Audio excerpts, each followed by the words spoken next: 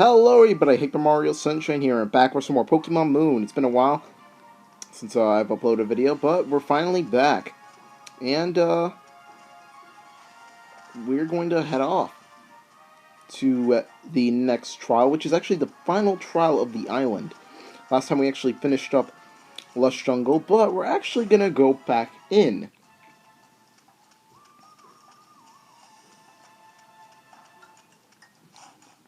In the, I think, western part of the jungle.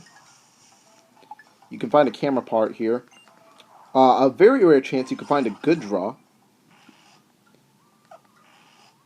in this part. I'm not sure if there's any other rare Pokemon in this part. I know Goodra's the most rare out of all of them. Which I really like the Pokemon Goodra, but unfortunately, I can't get it in this Let's Play. It was originally going to be my Pokemon, but it's now replaced by Poison, aka my Salazzle. Well, not my Salazzle yet. It's still it's still the pre-evolution of Salazzle. It's gonna evolve. It's gonna evolve.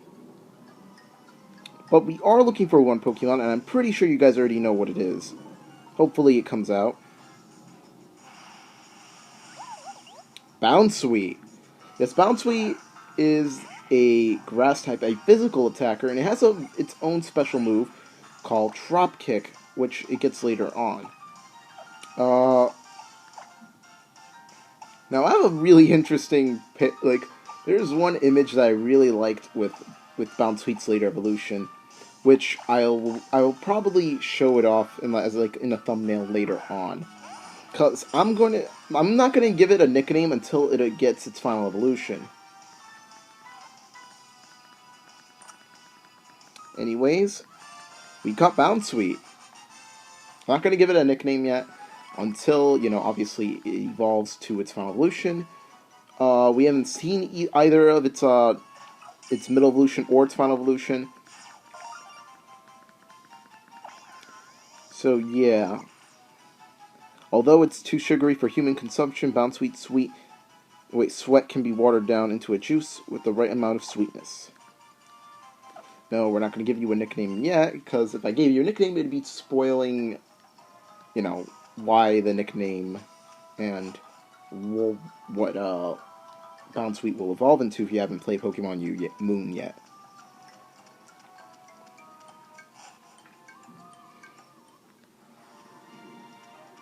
Anyways, now that we have caught Bounsweet, over here you actually could find a wild Alola Diglett. And we just accidentally ran into one. They're a Steel Ground type, so they gain the Steel type. I think they get some sort of new ability too.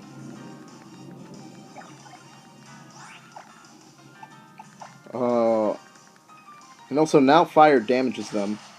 Unlike, in the old days where fire couldn't affect them at all. But now grass doesn't hurt them, so it doesn't hurt them as much. Alright, you want to learn Flame Burst. How much does Flame Burst do? 70 compared to Ember, which does 40. And also Flame Burst hurts the other target, so if we're in doubles, then it could be really helpful. Alright, Rockruff and Pichu need to evolve soon, because they're quite underleveled, and not only are they underleveled, but... Oh, there's a trainer here. Is there some sort of item? I think there's some sort of item. And we ran into another wild Pokemon. And it's a Fomantis. Now, there's actually a lot of Fomantises, like, trainers with it. I think we actually, had to face one earlier on. I'm not sure if it was a Bounsweet or this, or the Fomantis. It makes no sense. Why is it a grass type yet it's supposed to be a bug? Like, it literally has the end of Mantis in its name. Like, why is it a grass type? And I guess there's an item on top, and of course they have to put a trainer where an item that is probably useful. Okay, we're challenged by Hiker Gabriel. And he has a Mudbray. Mudbray, I think Poison cannot handle. especially that's a park ground type. So we're gonna have to switch here. Let's actually give Bounsweet a try. It does have a grass type move, which I think I just saw. I know Bounsweet's quite weak, but it becomes really strong later on. I doubt that it's gonna outspeed Mudbray, so we're gonna switch to Ariel. I need to find the name tutor so it could change the name of some of my Pokemon. Because Poison just seems, a little too bland, and I think Ariel's just too, like, eh. I want to change it to Azura from Fire Emblem Fates. Because both have powerful singing voices, and both of them use the power of water to kill evil. So, makes a lot of sense. And Poison, I think I could change it to something better. Oh, Vronti grew up a level, that's good. And it's still not evolving. We need to get its affection up by a lot. Oh no! We missed the item. Oh well, we'll just get it later. All of that for nothing. It's really sad. Actually, no. Why are we walking back? We could just fly there. I completely forgot that we had Charizard. Alright, so there's our next destination. Let's go back to Hiya City. Now, we're actually almost done with the Akala Island. And we're progressing furthermore into the story, and we're actually really close to the next island. Alright, let's head to the lab. Oh, Lily's there. Go, Nebby, use Splash. Pew! Heh, I was just acting like I was Sasha. You always seem to end up getting hurt, Nebby. So I never really liked Pokemon trainers, or thought that I would want to be one myself. But when I see Sasha and Hao, it's like they've thrown open some door that I always thought was closed. They stride straight through it into the future. It seems so amazing somehow. Pew! Oh.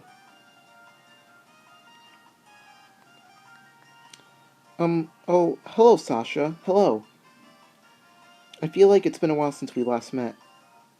There's a laboratory that studies the dimensions, did you know? And the professor is waiting to meet you. How were your trials? It must be quite trying to do 3 in a row. Trying? I don't know. No problem. Goodness, really? It wasn't any trouble for you to tackle all 3 Akala Island's trials? I suppose that explains it. The reason you look content and understood. By Salandit there, I mean.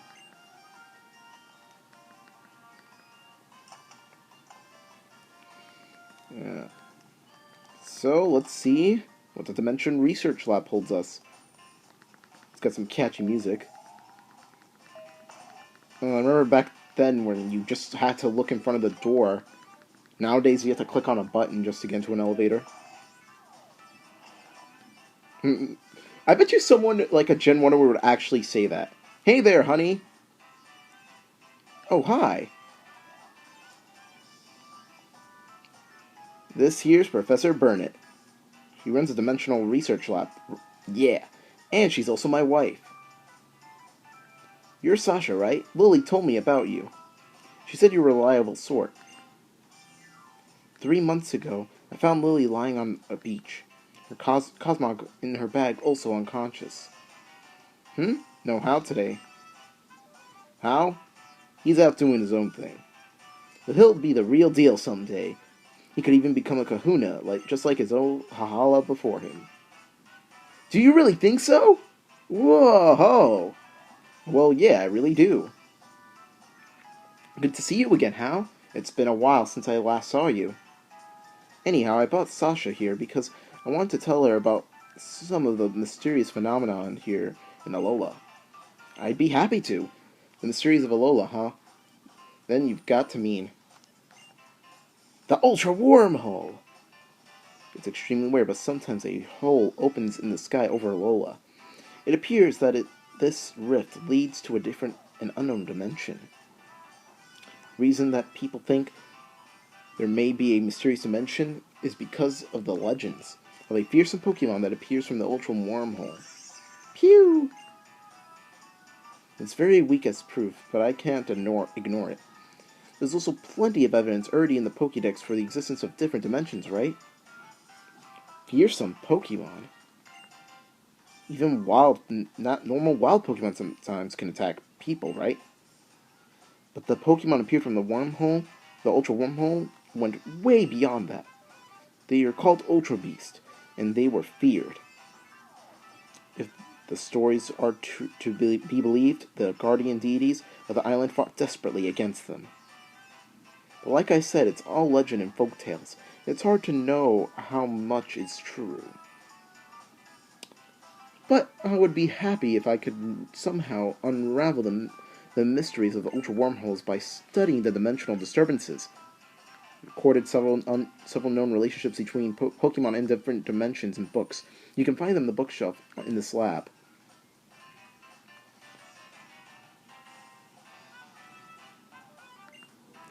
Okay, you got Bronzong, Gen 4 Pokemon, Giratina, a Gen 4 Pokemon, and Palkia, a Gen 4 Pokemon. Right. Just talk to the people. There's a man named Maud who was years ago published stories about the theory of the wormholes. He sounds familiar. Well, he will sound familiar when we see some guy in a little thing later on.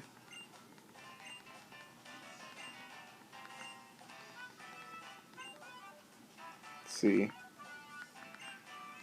Oh, we have to learn from everybody? Okay. Let's see, Lily.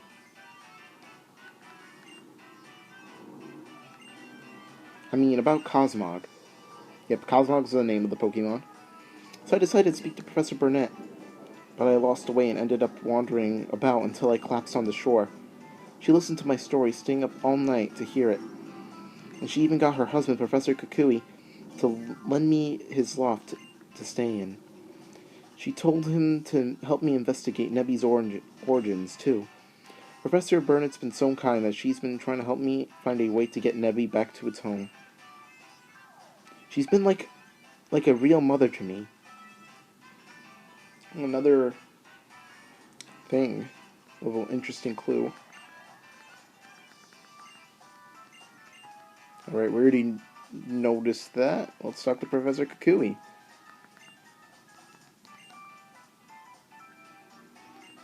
So, we're off to Olivia. So, we gotta go through Diglett's Tunnel, and again, another throwback to Gen 1. I don't know why he's so excited to see one Pokemon. I want to have a place named after me, too. Like, literally, that's what Rotom says. Rotom always says the funniest things. Okay, I don't know why I accidentally pressed the B button.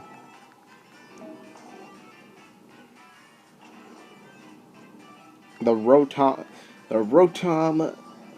Rotom Museum.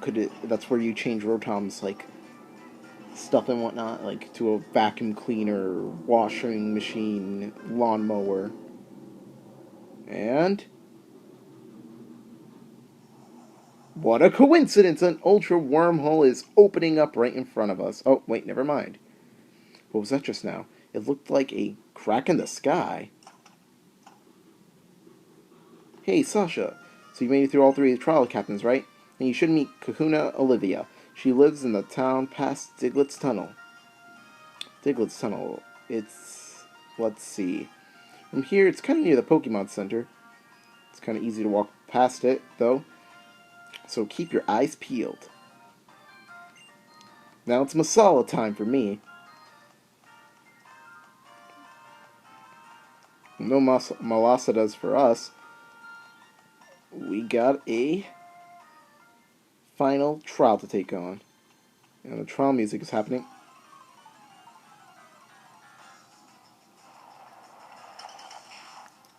Yes, throwback to Generation 1 and Fire Red and Leaf Green, where Diglets and Dugtrios would come out and ruin our day.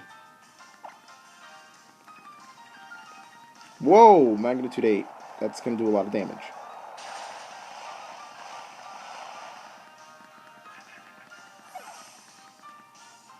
Run. God damn it. Ronti, you do it. I doubt that you will live.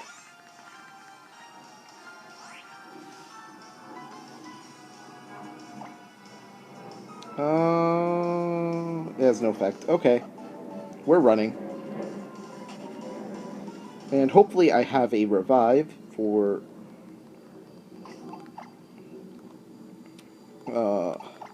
Salandit here. Yes, I do. Okay.